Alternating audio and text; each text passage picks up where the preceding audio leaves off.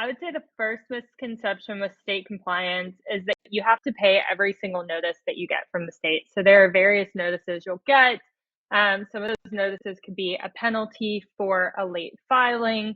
They could be a notice of payment needed for a labor law poster. And what a lot of people don't know is that some of these different notices you get are one scams. And then the additional layer on top of that is some of the penalties you receive from state. A lot of times, if you're willing to call the state, sit on hold, and talk to someone about the reason for the penalty and understanding it, you can start to put the pieces together and go, wait a minute, we didn't actually file late. Our payroll filed on time, but maybe it hit their system at a delayed time.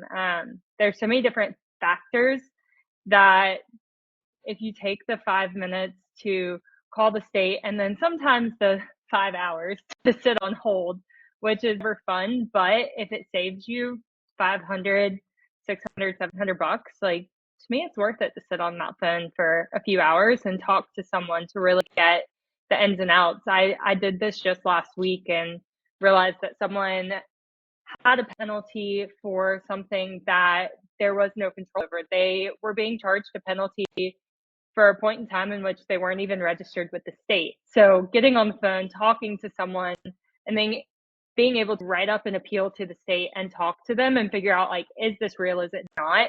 There's a lot of benefit to it. So I think just knowing you don't always have to pay, but that doesn't mean that you don't have to look into the notice. I'm not saying take that notice and sit it in a pile and just say, oh yeah, I don't have to pay this, but it's just taking the time to look into it and see if it's a real notice, a scam, or if it's something that the state might be willing to say, oh, okay, this is a first offense, we're not going to fine you.